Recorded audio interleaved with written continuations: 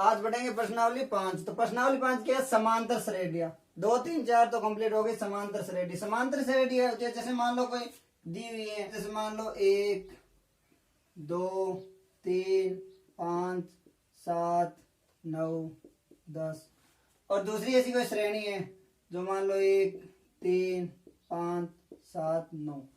तो कौन सी समांतर श्रेणी है या नहीं, ये पता लगाने के लिए है कि जो प्रथम पद होता है ना उसको तो ए से लिखते हैं, क्या होता है? प्रथम पद। अब समांतर श्रेणी है यानी इसके लिए पता लगाने के लिए क्या निकालते हैं? डी निकालते हैं, जिसको क्या बोलते हैं? सार्वंतर। और डी कैसे निकलता है? ये निकलता है A2 माइनस A1, या फिर A3 माइनस A2, या A4 minus A3, AN minus AN minus 1। मतलब अगला पद माइनस उससे पहले वाला पद होता है ना, दो पद तो जस्ट दो पद होते हैं, उन दोनों पदों के बीच का गैप होता है, वो होता है सार्वंतर। अगर सब में सार्वंतर समान है ना तो इस समांतर श्रेणी है, अदरवाइज समांतर श्रेणी नहीं है। बस यही है। अब मान लो जैसे कोई समांतर श्रेणी है तो इसका सेकेंड पद निकालना है। अगर A2 निकालना है तो क्या होता है? A plus D. अगर A3 निकालना है तो क्या होता है? अगर A2 पता हो तो A2 प्लस डी, या फिर A1 प्लस 2D। अगर A4 निकालना है तो क्या होता है? A1 प्लस 3D, या फिर A3 प्लस D। अब मान लो A5 निकालना है तो क्या होगा? A1 प्लस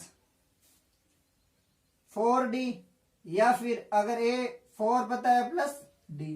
तो कैसे निकाल सकते हो? मान लो आपको पहला पद पता है, D पता है, और अगर पांचवा पद निकालना है तो ऐसे निकाल सकते हो। तो ऐसे AN क्या होता है? एनवा पद A1 plus N minus 1 into D, या फिर अगर उससे पहले वाला पद पता हो और पहला है तो AN माइनस 1 प्लस डी, ऐसे भी निकाल सकते हो। तो मान लो सीधा आपको प्रथम पद दिया हुआ है और डी पता है, तो एनवा पद निकालना है। कौन सा? एनवा पद। क्वेश्चन आते हैं ऐसे। तो एनवा पद क्या होता है? AN बराबर A प्लस, इसको ये लिखो या A1 कुछ भी लिख सकते हो, N माइनस 1 इंटू डी, ये होता है एनवा पद। तो प्रथम पद हो गया, सार्वंतर हो गया, एनवा पद, बस इतना ही है। सार्वंतर बहुत जरूरी है क्योंकि सार्वंतर ही पता करता है कि ये समांतर श्रेणी है, यानी अगर पूरी श्रेणी में सब में सेम है ना सार्वंतर, तो ही वो समांतर श्रेणी होती है, वरना नहीं। तो ये क्या हो सकता है? धनात्मक हो सकता है, ऋणात्मक हो सकता है, या फिर जीरो हो सकता है। कैसे? जैसे मान लो 1 3 5, या फिर 5 3 1। तो इसमें क्या है? कुछ ऐड हो रहा है, +2 इसमें -2 -2, तो ऋणात्मक होगा। या फिर जैसे 1 1 1, तो इस सब में क्या है? 0 ऐड हो रहा है, तो ये समांतर श्रेणी है, ऐसे होती है। एनोपद है, एनोपद निकालने के लिए हो गया। तो बस पहले में 5.1 में यही बेसिक है कि पता करना है समांतर श्रेणी है या नहीं है, फिर एनोपद निकालना है, या फिर कोई भी दूसरा तीसरा चौथा पद निकालना है। तो बस समांतर श्रेणी में मेन तो यही है, सार्वंतर, क्योंकि प्रथम पद तो दिया हुआ है मान लो, और सार्वंतर सबका निकालना है, अगर सबका समान है तो ही समांतर श्रेणी होगी।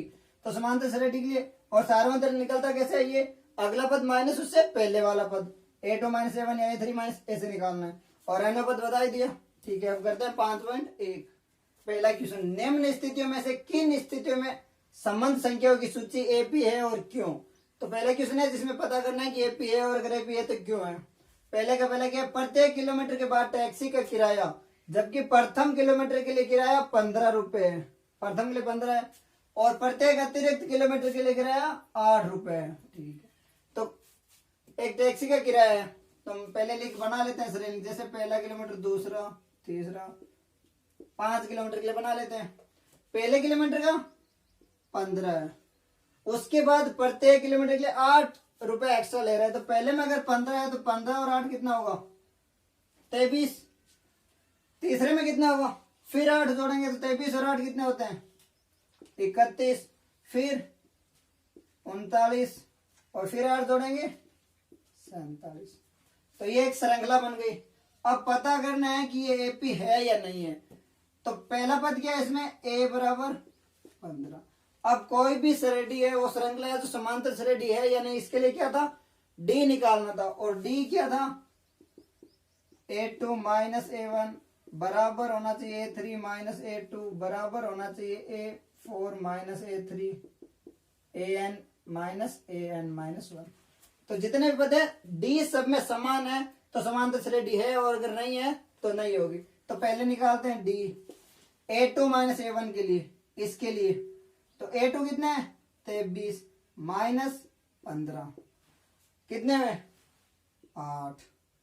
फिर D बराबर A3 माइनस A2 बराबर ये कितना हो रहा है A3 कितना है 31 माइनस कितना है 23, तो ये भी कितना हो रहा है 8।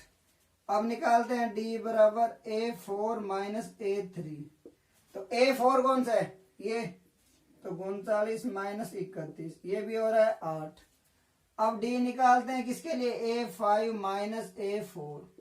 वैसे दो या तीन निकालो उससे ही पता चल जाएगा, सबके लिए निकालना जरूरी नहीं, क्योंकि अगर 2-3 ही निकालोगे तो सब में D समान ही होगा उसके बाद तो कितना हो रहा है 47 माइनस। अब D सब में समान है, क्या लिख सकते हैं यहाँ पे D बराबर क्या है A2 माइनस A1 बराबर है A3 माइनस A1 सो 2 बराबर है A4 माइनस A3। तो यहाँ D सब में क्या है 8 है बराबर भी 8। अब सब में 8 है तो ये समांतर श्रेणी है, तो आंसर क्या होगा समांतर श्रेणी है। और क्यों है, क्योंकि D यानी सार्वंतर समान है, तो ये समांतर श्रेणी है। अगर सार्वंतर या समान है तो मान लो यहाँ 8 आ रहा है या 7 आ रहा है या 9 आ रहा है या 10 कुछ भी अलग आ रहा है, तो फिर ये समांतर श्रेणी नहीं होती।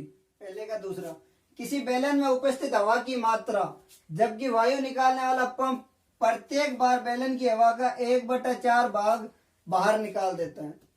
तो किसी बेलन है जिसमें हवा है, बेलन मतलब सिलेंडर है उसमें हवा है, जो प्रत्येक बार पंप है जो उस बेलन में हवा है ना उसका 1/4 हवा बाहर निकाल देते हैं। तो स्टार्टिंग में कितनी है, स्टार्टिंग में मान लेते हैं 1 है, माना प्रारंभ में हवा 1 इकाई मान लेते हैं, 1 यूनिट जो भी है। अब निकाल कितनी रहा है 1 है तो इसका 1/4 भाग, तो 1 का 1/4 भाग क्या होता है, किसी का भाग निकालना हो तो इसको गुणा कर लेते हैं वैसे, तो 1/4 बाहर निकाल देते हैं। तो स्टार्टिंग में है 1, अब 1 में से 1/4 हवा बाहर निकाल देगा तो पीछे कितना बचेगा, एलसीएम ले लो 4 माइनस 1 यानी 3/4, इतनी हवा बची है। अब दोबारा हवा निकालेगा, ये तो फर्स्ट टाइम निकली है इतनी हवा, अब दूसरी बार कितनी निकालेगा 3/4 हवा है उसका 1/4 भाग यानी 3/16 भाग हवा बाहर निकालेगा, ये बाहर निकाल रहा है। तो अब कितनी बचेगी, ये मान लेते हैं A, ये A2 मान लेते हैं, तो ये A3, भाई ये पहला पद है ये दूसरा पद स्टेप ऐसे ही होता है। तो A3 कितना होगा 3/4 है उसकी निकाल रहा है 3/16, तो एलसीएम कितना आएगा 16, ठीक है।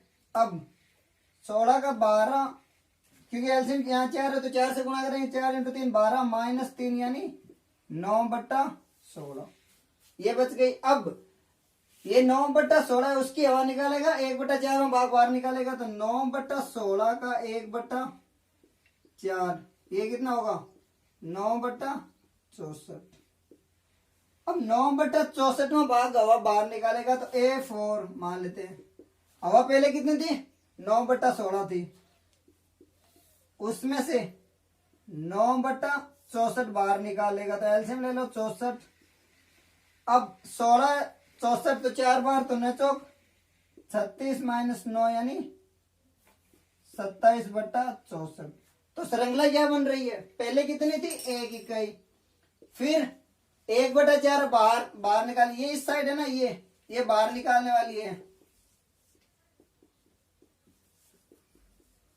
हवा बाहर निकाली ऐसे लिख लो, ये हवा बाहर निकाल रहा है इतनी, तो 1/4 हवा बाहर निकाली, पीछे कितनी बची 3/4, उसके बाद 3/16 निकाली तो पीछे कितनी हवा बची 9/16, और उसके बाद 27/64। तो ये A2 ये A3 और ये A4 हो गया। अब पता करना है कि समांतर श्रेणी है या नहीं, तो इसके लिए क्या निकालना होता है, डी सार्वंतर। और डी क्या होता है, A2 माइनस A1 या A3 माइनस A2 या फिर A4 माइनस A3 ऐसे। तो पहले निकाल लेते हैं इन दो के लिए, फिर इन दो के लिए, फिर इन दो के लिए। तो 3/4 है, 3/4 माइनस 1 तो कितना हुआ, एलसीएम ले लिया 4, तो 3 माइनस 4 यानी माइनस का 1/4, ये आ गया डी पहले के लिए। अब निकालते हैं इन दोनों के लिए डी, तो डी बराबर क्या होगा, A3 माइनस A2। A3 कितना है, 9/16, तो 9/16 माइनस A2 है 3/4, तो 3/4। एलसीएम ले लो, कितना 16 आ रहा है, 16 एलसीएम ले लीजिए तो 9 माइनस ये कितना होगा, 16 में 4 का भाग 4 बार, तो 4 × 3 12, तो ये कितना बचा, माइनस का 3/16। अब यहाँ पे डी आ रहा है माइनस का 3/16, जबकि यहाँ पे आ रहा है माइनस 1/4, तो डी यानी यहाँ लिख सकते हैं A2 माइनस A1 बराबर नहीं है A3 माइनस A2, या फिर ऐसे लिख सकते हैं कि सार्वंतर समान नहीं है, अतः यह एपी नहीं है। तो ये एपी नहीं है क्योंकि इसमें सार्वंतर समान है। अब इसमें समान है तो फिर अगला वाला निकालने की जरूरत ही नहीं है, क्योंकि अगर पहला दोनों समान होते फिर अगला निकालते, पहले का तीसरा। प्रत्येक मीटर की खुदाई के बाद एक कुआं खोदने में आई लागत, जबकि प्रथम मीटर की खुदाई की लागत ₹150 है, तथा प्रत्येक अतिरिक्त मीटर की खुदाई लागत ₹50 बढ़ती जाती है। तो पता करना ये सार्वंतर है या नहीं। वैसे इसमें देखो ना तो साफ साफ लिखा है कि प्रत्येक अतिरिक्त मीटर की खुदाई लागत ₹50 है, मतलब जस्ट बाद में ₹50 चेंज हो रहा है, इसका मतलब ये सार्वंतर समान होगा और ये समांतर श्रेणी होगी, साफ लिखा हुआ है। लेकिन पता लगा लेते हैं, तो क्या होगा, पहले की कितनी है 150 मीटर, ₹150। ये 1 मीटर है, ये 2 मीटर मान लेते हैं, या 3 मीटर 4 मीटर ऐसे प्रत्येक, हाँ ठीक है। अब दूसरे मीटर में तो क्या है, अतिरिक्त मीटर की खुदाई लागत ₹50 बढ़ रही है, तो पहले में 150 है, दूसरे में कितनी होगी 150 प्लस 50, तो कितनी हुई 200। यहाँ कितनी होगी 200 प्लस 50, तो कितना हुआ 250। यहाँ पे 250 प्लस 50 यानी 300। तो ये क्या है, 1 2 3 मीटर 4 मीटर क्या है, पद ही है, पहला पद दूसरा तीसरा चौथा पद हो गए। तो श्रेणी क्या होगी, मान लो कोई श्रेणी है या श्रृंखला है, इसमें पहला पद 150 है, दूसरा 200 है, तीसरा 250 है और चौथा 300 है। अब पता करना है कि समांतर श्रेणी है या नहीं। तो समांतर श्रेणी है या नहीं, इसके लिए क्या निकालते हैं, सार्वंतर। और सार्वंतर क्या होता है, A2 माइनस A1 पहले, या A3 माइनस A2 या फिर A4 माइनस A3, ये रहने वाला है। तो पहले इन दोनों के लिए निकाल लेते हैं। तो A2 माइनस A1 बराबर कितना होगा, 200 माइनस 150 यानी 50।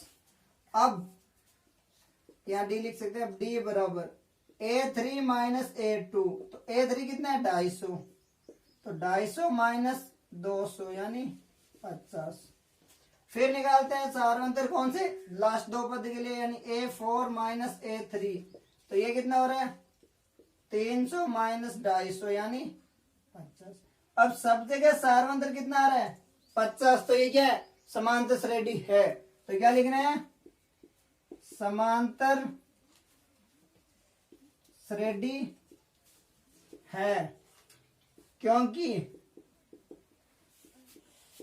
समांतर श्रेणी है। इसका पता कैसे लगा, सार्वंतर समान है, तो ये समांतर श्रेणी है क्योंकि सब में सार्वंतर समान है। अगर यहाँ पे मान लो 50 की जगह कहीं 60 या 40 या कुछ भी और वैल्यू आती तो ये समांतर श्रेणी नहीं होती।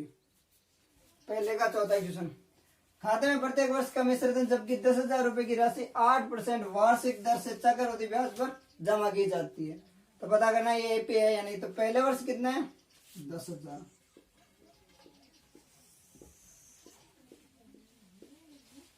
अब चक्रवर्ती ब्याज, चक्रवर्ती ब्याज का फॉर्मूला क्या होता है, ब्याज का सॉरी चक्रवर्ती ब्याज, इसका फॉर्मूला होता है P1 माइनस आर बटा T माइनस P।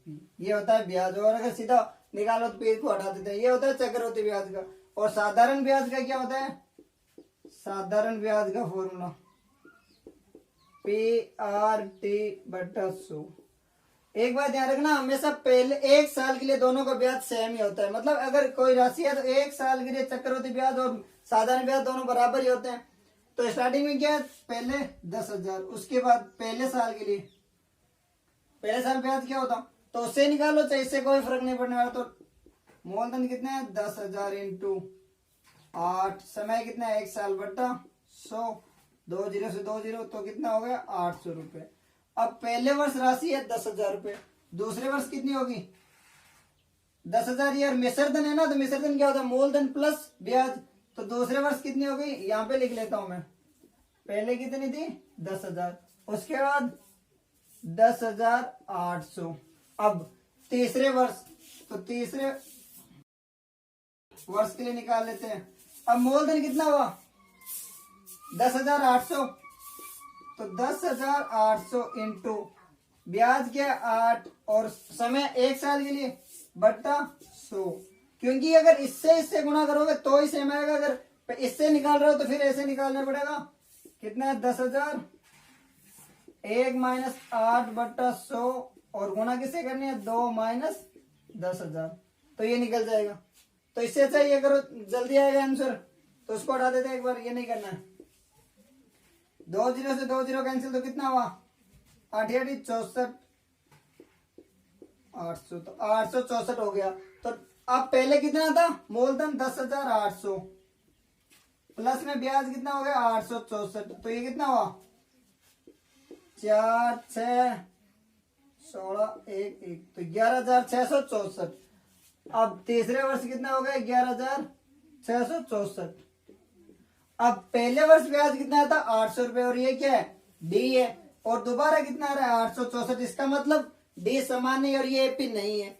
अगर निकालना हो तो निकाल लो। डी बराबर क्या होगा A2 माइनस A1, तो 10,800 माइनस 10,000 कितना हुआ 800।